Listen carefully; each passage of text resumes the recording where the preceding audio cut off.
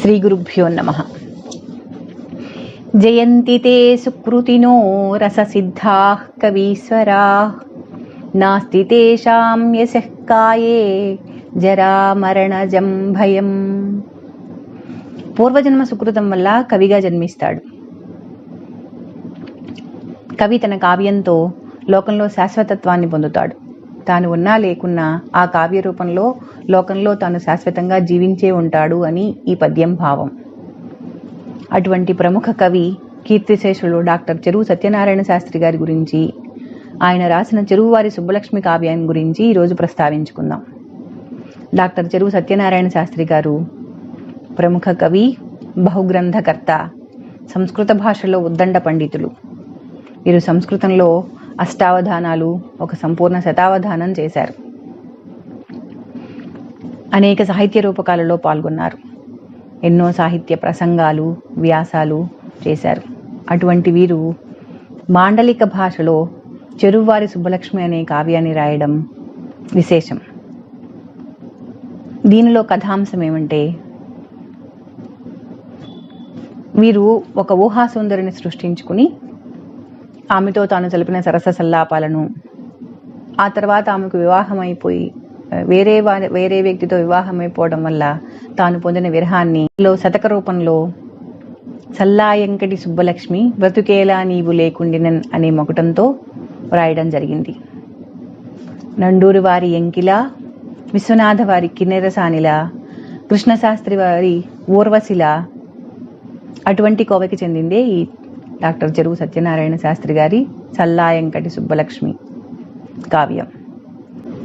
ఒక్కొక్క వీడియోలో 10 పద్యాలు చొప్పున మనం తెలుసుకుందాం.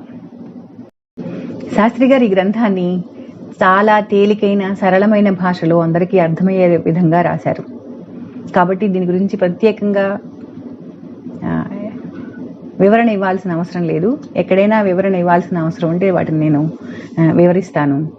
అదీ కాక దీనిలో అక్కడక్కడ ఇంగ్లీష్ పదాలు, సంస్కృత పదాలు, హిందీ పదాలు కూడా వాడటం జరిగింది. అది ఈ గ్రంథం యొక్క విశేషం, అది కవి యొక్క ప్రత్యేకత. దీనిలో మొదటి పద్యాన్ని చూద్దాం.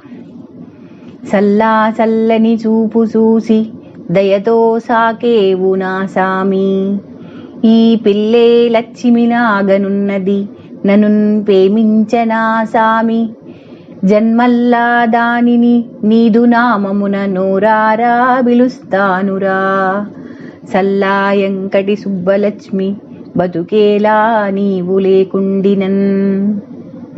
కవి తన కావ్యాన్ని ప్రారంభించేటప్పుడు మొదటగా వినాయకుడినో లేకపోతే తన ఇష్టదైవాన్నో స్తుతించటం రివాజు. అలా సల్లాయంకటి సుబ్బలక్ష్మి బతుకేలా నీవు లేకుండినన్ అనే మకుటంతో రాయబడిన ఈ గ్రంథాన్ని ఈ ఎంకటి అనే పదం వాడడంలో ప్రత్యేకత ఏంటంటే, ఈ మొదటి పద్యంలో ఆయన తన ఇష్టదైవమైన వెంకటేశ్వరుని తలుచుకోవడం,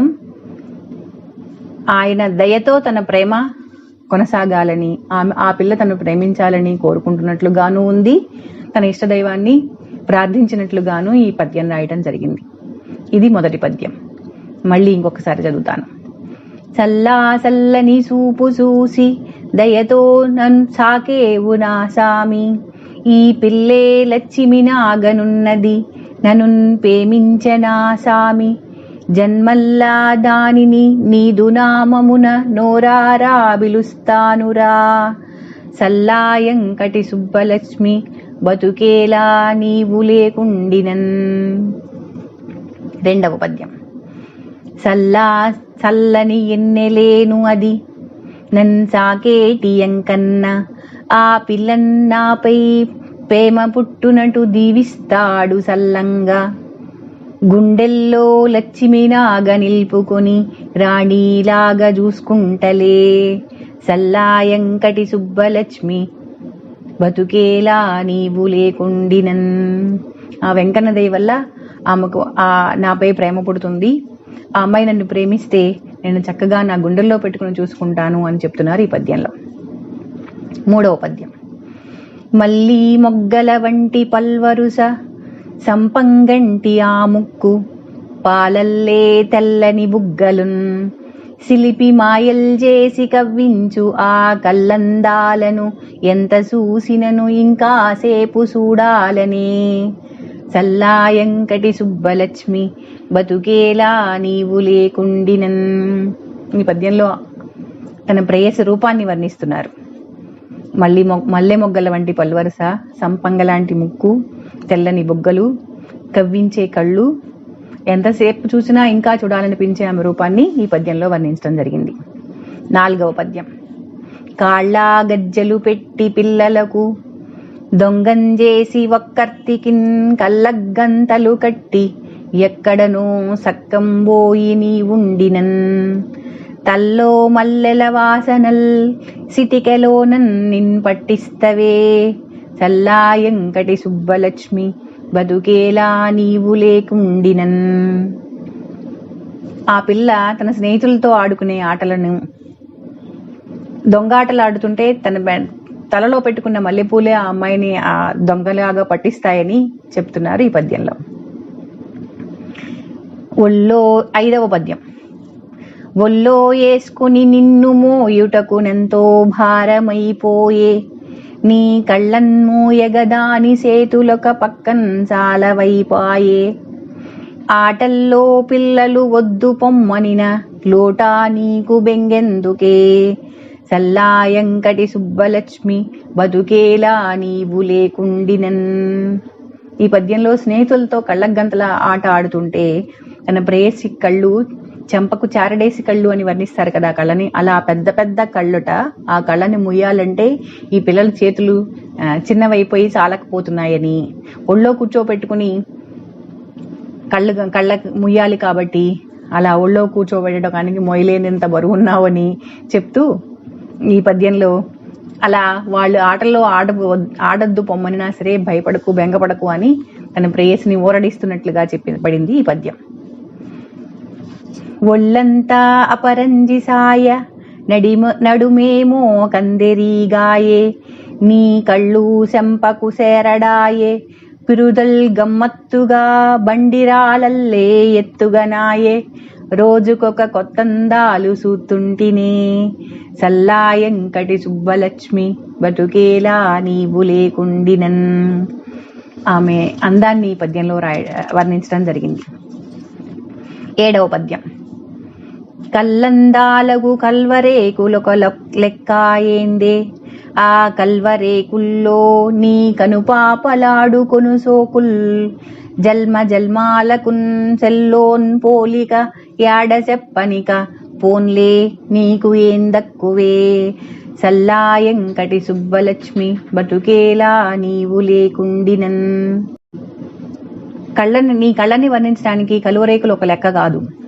ఇంకా ఏ పోలిక చెప్పడానికి నీ కళ్ళకి అసలు పోలికే లేదు. అంటే అంత మంచి కళ్ళు, అంత అందమైన కళ్ళు, దానికి నేను అసలు ఏ పోలిక చెప్పలేను అంటున్నారు ఈ పద్యంలో. 8వ పద్యం. మళ్ళీ పున్నమి ఎంట ఈ దినము ఓమాలొచ్చి జాబిల్లి నీ కల్లే గుర్రుగా చూసి సిగ్గుపడి మేఘాలెన్కబోతాడు. బాతల్లే నింగి కొలంలో ఈదుకొని ఎల్లాడెంత దూరంగనో. సల్లాయంకటి సుబ్బలక్ష్మి బ్రతుకేలా నీవు లేకుండినన్. పున్నమి అందాలు, చక్కని వెన్నెలలా ఉండే నీ అందాన్ని చూసి ఆ చంద్రుడు కూడా సిగ్గుపడి మేఘాల వెనుక దాక్కున్నాడట. అలా ఆమె అందాన్ని వర్ణిస్తున్నారు ఈ పద్యంలో. 9వ పద్యం. మళ్ళీ పున్నమి నాటికొస్తడు ఇదే మాదిర్గా. ఏ కొండ కోనల్లో ఏరులో ఆకులో నమిలి అందం ఎక్కువవుతానికి. ఏ గుళ్ళో అమ్మకో దండమెట్టుకొని సోకుల్ వేసుకోనొస్తడే. సల్లాయంకటి సుబ్బలక్ష్మి బ్రతుకేలా నీవు లేకుండినన్. ఆ పున్నమి నాడు వెళ్ళిపోయిన చంద్రుడు మళ్ళీ ఏ కొండ కోణంలో ఆకులో అలములో నమిలి తన అందాన్ని ఎక్కువ చేసుకుని ఈసారైనా ఆ పిల్లకన్నా నేను అందంగా కనపడాలని ఆ గుళ్ళో అమ్మవారికి దండం పెట్టుకుని మరీ వస్తాడట. కానీ ఈసారి కూడా మళ్ళీ అదే పరిస్థితి. అంటే ఆ పున్నమి చంద్రుని కన్నా అందమైన ఈమె మోముని వర్ణిస్తున్నారు ఈ పద్యంలో. 10వ పద్యం. ఒళ్ళంతా పులకించిపోయినది ఏందో కొత్తగా ఉంది.